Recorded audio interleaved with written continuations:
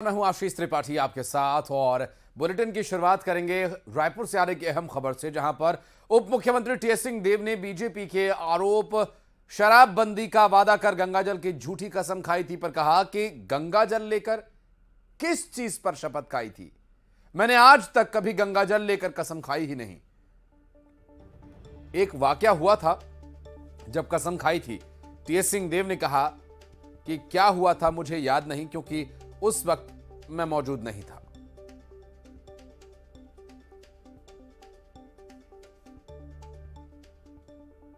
ये गंगाजल लेके किस चीज पे शपथ खाई थी? शराबबंदी पे नहीं थी। गंगाजल पता नहीं कहां से आया, मैंने तो आज तक नहीं देखा। मैंने कभी गंगाजल पकड़ के मैंने तो आज तक कसम नहीं खाई किसी बात को लेके। पिछले चुनाव में मैंने घोषणा पत्र बनाने में एक भूमिका अदा की थी। आप कहीं भी बता दो, भाजपा के लोग बता दें कि टीएस बाबा खड़े हैं गंगाजल पकड़ के, वो भी खड़े हैं और कसम ले रहे हैं। एक कुछ वाकया हुआ था, क्या हुआ था संदर्भ मेरे को भी अच्छे से नहीं मालूम क्योंकि मैं उपस्थित नहीं था। वो शराबबंदी को लेके नहीं था। और बढ़ते आगे आपको बता दें कि गणेश जी की शरण में कैलाश विजयवर्गीय पहुंचे हैं। दरअसल अपनी पत्नी के साथ खजराना गणेश जी के मंदिर में पूजा अर्चना करने पहुंचे कैलाश विजयवर्गीय। मीडिया से चर्चा में कहा कि खजराना गणेश मंदिर और बड़ा गणपति इंदौर के पावर हाउस हैं, यहां से आशीर्वाद लेना जरूरी है। केरल में हमास के समर्थन में हुए आयोजन को लेकर कहा, लॉ एंड ऑर्डर हमेशा राज्य सरकार की जिम्मेदारी होती है, लेकिन जब देश की सुरक्षा की बात आती है तो उस पर केंद्र सरकार हस्तक्षेप करती है। इस प्रकार की घटना देश हित में नहीं है। केंद्र सरकार ने इस घटना पर संज्ञान लिया है। इस घटना पर एक्शन जरूर होगा।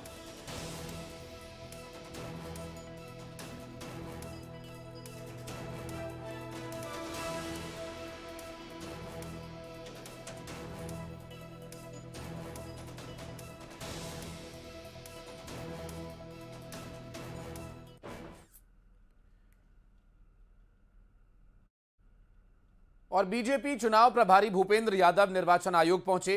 भाजपा कार्यकर्ताओं पर हो रही कार्रवाई की शिकायत केंद्रीय मंत्री भूपेंद्र यादव ने कहा, कार्यकर्ताओं के निजी वाहन और मकान से पार्टी के झंडे हटाए जाना गलत। निजी प्रॉपर्टी पर कार्यकर्ता लगा सकते हैं झंडे और बैनर्स। कार्रवाई करने वाले अधिकारियों कर्मचारियों के खिलाफ की शिकायत। बीजेपी ने निर्वाचन आयोग से शिकायत की है और भाजपा कार्यकर्ताओं पर कार्रवाई का विरोध किया गया।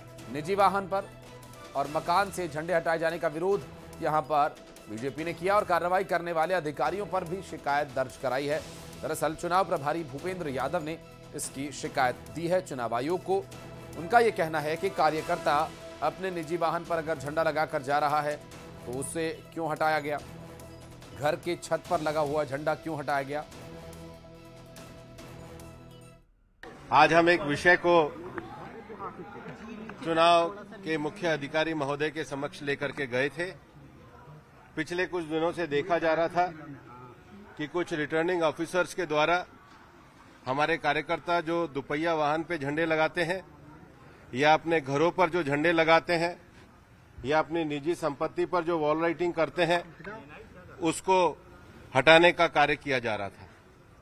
मॉडल कोड ऑफ कंडक्ट में ये स्पष्ट रूप से लिखा हुआ है कि राजनीतिक दल के कार्यकर्ता अपने दुपहिया वाहन पर एक निश्चित साइज का झंडा लगा सकते हैं। हम इस बात से आश्वस्त हैं कि इसका जो नोटिफिकेशन है उसका वापस से रीइंटरप्रिटेशन करने को भी तैयार हैं और हम इस मामले में पूरी तरीके से आश्वस्त होकर के यहाँ कहना चाहते हैं कि model of code of conduct में इसकी परमिशन दी गई है। उसी विषय को आज हमने रखा। हमारी पार्टी के घोषणा पत्र में आज से नहीं है। हमारी पार्टी के घोषणा पत्र में तो ये पिछले 30 सालों से है और आप तो जानते हैं कि कांग्रेस वाले विरोध किया करते थे। अभी कुछ दिनों पहले पता भी है कांग्रेस के प्रवक्ता, क्या नाम उनका, अब जो आए थे के मिश्रा जी, उन्होंने किस प्रकार से कहा, कांग्रेस के मुख्यालय में बैठकर कहा। आप ये देखिए ये प्रवक्ताओं से क्या कहलाते हैं, ये नेताओं से क्या कहलाते हैं, किस प्रकार की दोगली बातें मध्य प्रदेश में कांग्रेस कर रही है। और मेरे को तो आश्चर्य है कि दिग्विजय सिंह और कमलनाथ जी की सहमति से के मिश्रा ने भगवान राम के अपमान का इतना बेहुदा बयान दिया है। कांग्रेस को तो इसमें माफी मांगनी चाहिए। और कांग्रेस के लिए राहत भरी खबर आई, जिसमें गजेंद्र सिंह ने अपना इस्तीफा वापस ले लिया। दरअसल धार के पूर्व सांसद गजेंद्र सिंह राजूखेड़ा ने कमलनाथ से मुलाकात के बाद अपना इस्तीफा वापस ले लिया और इस इस्तीफे के वापस लिए जाने के बाद कांग्रेस पार्टी के लिए ये राहत की बात कही जा रही है। धार के पूर्व सांसद राजूखेड़ा, जिन्होंने टिकट न मिलने की वजह से पार्टी से इस्तीफा दे दिया था, और अब कमलनाथ से उनकी मुलाकात के बाद राजूखेड़ा ने इस्तीफा वापस ले लिया है। टिकट वितरण हुआ, टिकट नहीं मिला और इससे नाराज होकर उन्होंने इस्तीफा दे दिया। धर्मपुरी और मनावर से टिकट मांग रहे थे गजेंद्र सिंह राजूखेड़ा, दोनों ही जगहों से टिकट नहीं दिया गया। अब इसके बाद उनकी नाराजगी थी और नाराजगी के चलते उन्होंने इस्तीफा दिया था, जो कि अब वापस ले लिया गया है।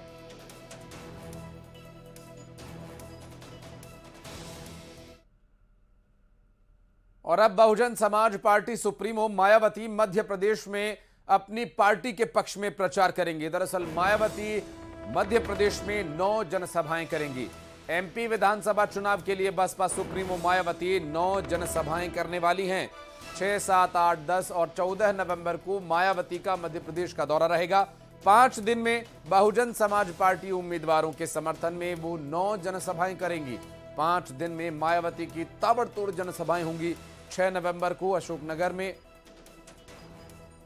मुगावली में सभा होगी, निवाड़ी में जनसभा होगी, सागर, दमोह, छतरपुर में 7 को मायावती की जनसभा होनी है। 8 नवंबर को सतना, रीवा में बसपा सुप्रीमो हुंकार भरेंगी। 10 नवंबर को दतिया में जनसभा करेंगी मायावती।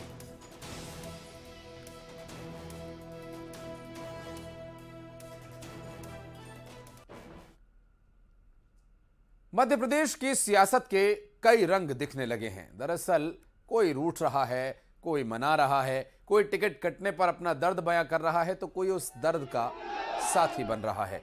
कुछ ऐसा ही नज़ारा भिंड में देखने को मिला, जहां मेहगांव के एक कार्यक्रम के दौरान बीजेपी के वरिष्ठ नेता केपी सिंह भदौरिया का पारा हाई हो गया। दरअसल केपी सिंह भदौरिया बीजेपी प्रत्याशी के चुनाव कार्यालय उद्घाटन के लिए पहुंचे थे। यहां उन्होंने अपने साथ दुर्व्यवहार का आरोप लगाते हुए आक्रोश प्रकट किया। हालात ऐसे बन गए कि बीजेपी प्रत्याशी राकेश शुक्ला को मंच पर आकर माफी मांगनी पड़ी। बता दें कि पिछले दिनों दशहरा मिलन समारोह में बीजेपी प्रदेश उपाध्यक्ष और पूर्व विधायक चौधरी मुकेश सिंह चतुर्वेदी टिकट कटने के बाद उनका दर्द छलका था।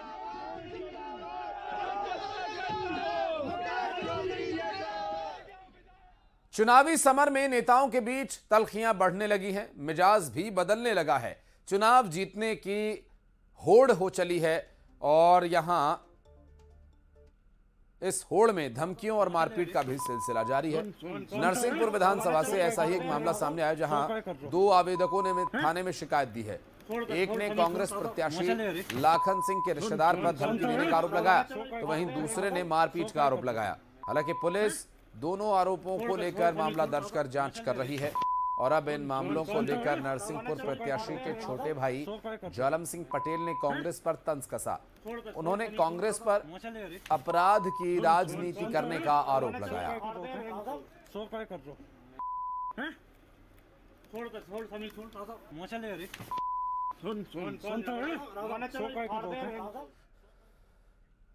और छत्तीसगढ़ का चुनावी संग्राम, जिसमें प्रधानमंत्री नरेंद्र मोदी प्रदेश के दौरे पर आ रहे हैं। 2 नवंबर को कांकेर और 4 नवंबर को दुर्ग में उनकी सभा होनी है। पीएम मोदी 14 नवंबर को रायपुर में रोड शो भी करेंगे। बीजेपी संगठन पीएम के दौरे की तैयारी में जुटा हुआ है। बीजेपी प्रदेश अध्यक्ष अरुण साव ने इसकी जानकारी दी। भारतीय जनता पार्टी के पक्ष में माहौल बनाने के लिए प्रधानमंत्री नरेंद्र मोदी के दौरों को लेकर प्रदेश स्तर पर भारतीय जनता पार्टी के कार्यकर्ता और नेता इस बात की लगातार डिमांड कर रहे थे कि प्रधानमंत्री नरेंद्र मोदी को छत्तीसगढ़ बुलाया जाए। और प्रधानमंत्री नरेंद्र मोदी लगातार 3 दिन में 2 बार छत्तीसगढ़ आएंगे और भारतीय जनता पार्टी के प्रचार अभियान में हिस्सा लेंगे। 2 नवंबर को प्रधानमंत्री नरेंद्र मोदी की जनसभा कांकेर में होगी। 4 नवंबर को दुर्ग में प्रधानमंत्री नरेंद्र मोदी की जनसभा होगी भारतीय जनता पार्टी के प्रत्याशियों के पक्ष में। 14 नवंबर को रायपुर में एक रोड शो वे करने वाले हैं और बीजेपी संगठन प्रधानमंत्री नरेंद्र मोदी के आगामी दौरों की तैयारी को लेकर आश्वस्त है। और कुछ जो जानकारी और मिल रही है उसमें बताया जा रहा है कि प्रधानमंत्री नरेंद्र मोदी 2, 4 और 14 नवंबर को आएंगे छत्तीसगढ़। तो 3 दिन प्रधानमंत्री नरेंद्र मोदी की सभा होगी और 14 को रायपुर में भी रोड शो करेंगे प्रधानमंत्री नरेंद्र मोदी।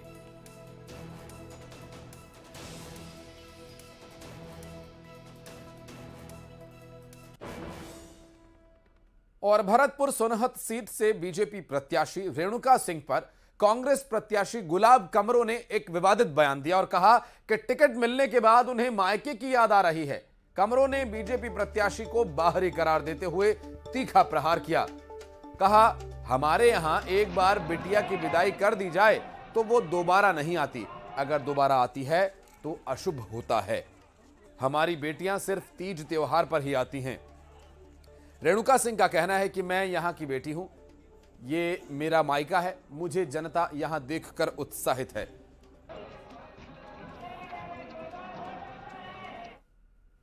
उनको टिकट मिला है तब यहाँ पर आ रही है, मायके के आधार है। मुझे जानकारी है जहाँ तक जो हमारी जो संस्कृति, हमारी बिटिया एक बार विदाई के बाद दोबारा वापस नहीं आती है, तीज त्योहार में आती है, लेकिन फिर से अगर वो आई है तो इसलिए इसे अशुभ माना जाता है। मेरा मायका पोड़ी बचरा में। मैंने कहा कि मेरा जन्म पोड़ी बचरा में हुआ है, खड़गवां विकास खंड में, अविभाजित कोरिया में, अविभाजित मध्य प्रदेश में, और मैं इस क्षेत्र की बेटी हूँ।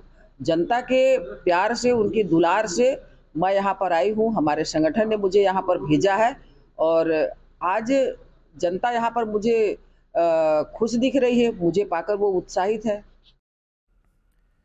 और रायपुर में युवा कांग्रेस ने युवा मतदाताओं को साधने की कवायद तेज कर दी है और इस कवायद में बता दें कि पहली बार वोट देने वाले युवाओं की संख्या 18 लाख है। इस बार युवा भी चुनाव में बढ़ चढ़कर हिस्सा लें, इसके लिए कांग्रेस ने ऑनलाइन रजिस्ट्रेशन फॉर्म युवाओं से भरवाए हैं।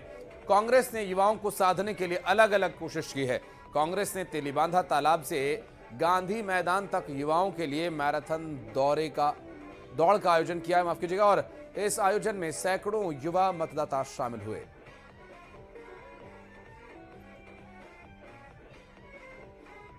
बहुत मजा आ रहा है और यूथ का जोश देखे बहुत अच्छा लग रहा है और आज बहुत मजा आने वाला है मैराथन में। जो उद्देश्य है कि जो पहली बार वोट करने जा रहे हैं वो लोकतंत्र में अपनी भूमिका को समझे और उनको ये समझना जरूरी है कि उनके पार्टिसिपेशन से क्या बदलाव आ सकता है।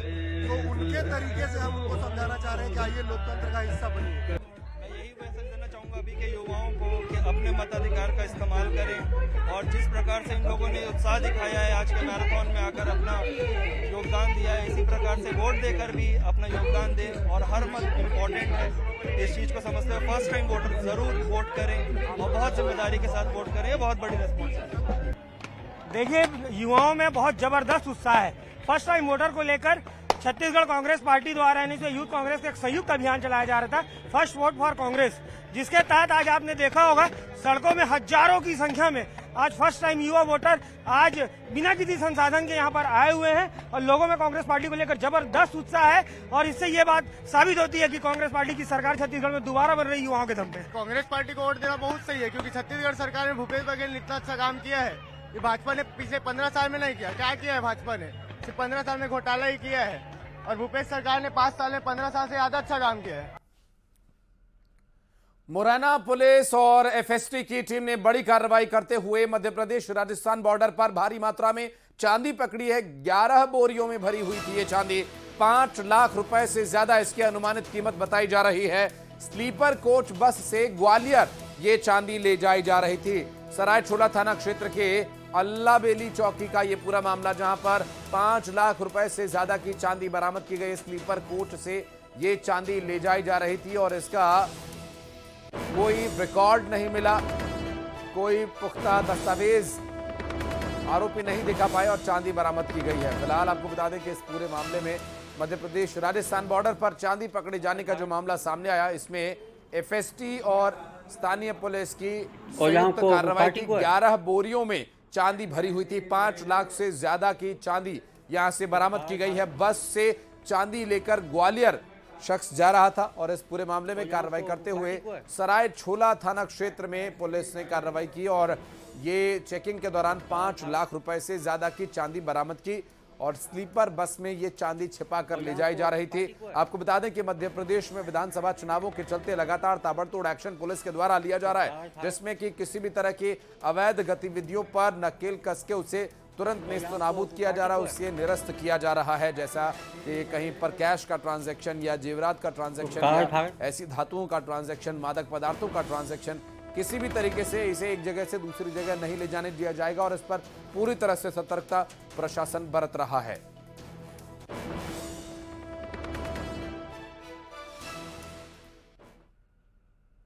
और खबर मध्य प्रदेश से, जहां आदर्श आचार संहिता लगने के 19 दिन के अंदर चौंकाने वाले आंकड़े सामने आए। दरअसल साल 2018 के मुकाबले अब तक 2 गुना से अवैध अधिक संपत्ति बरामद हो चुकी है। अभी तक 2 गुना अवैध संपत्तियां पिछली बार के मुकाबले बरामद हो चुकी हैं। दरअसल जब्त 150 करोड़ 58 लाख रुपए की अवैध शराब, नकदी, मादक पदार्थ, जेवरात अभी तक जब्त किए जा चुके हैं। साल 2018 के चुनाव में आदर्श आचार संहिता के दौरान पकड़े गए 72 करोड़ 93 लाख रुपए। वहीं अब तक इस पूरे मामले में करीब 150 करोड़ के आसपास तक रिकवरी हो चुकी है, जिसमें शराब, कैश और कई अन्य चुनाव को प्रभावित करने वाले संदिग्ध आइटम शामिल है। मध्य प्रदेश से यह चौंकाने वाला आंकड़ा सामने आया। हालांकि अभी चुनाव बाकी है। ये शुरुआत के 14-15 दिन का कलेक्शन कहा जाए तो क्या गलत होगा, क्योंकि इससे चुनाव को प्रभावित करने के लिए इसे इस्तेमाल किया जा रहा था। और मुख्यमंत्री शिवराज सिंह चौहान बुधनी रवाना, परिवार के साथ अपने गांव में की पूजा, पैतृक घर में कुल देवी देवताओं का पूजन।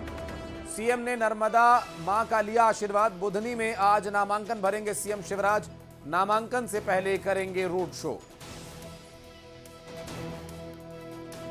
मुख्यमंत्री शिवराज सिंह चौहान अपने परिवार के साथ बुधनी के लिए रवाना हो गए और पैतृक घर में कुल देवी देवताओं का पूजन। आपको बता दें कि मुख्यमंत्री शिवराज सिंह चौहान लगातार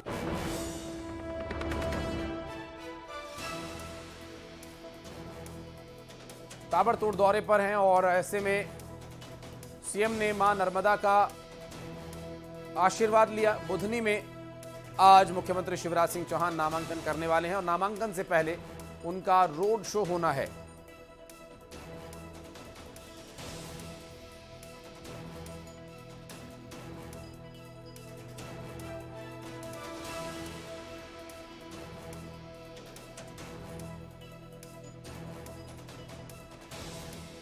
तो मुख्यमंत्री शिवराज सिंह चौहान बुधनी में अपने परिवार के साथ पहुंचे। पहले मां नर्मदा का आशीर्वाद ग्रहण किया और उसके बाद अपने कुल देवी देवताओं का पूजन किया और अब बुधनी के लिए रवाना हुए हैं, नामांकन करने पहुंचे हैं।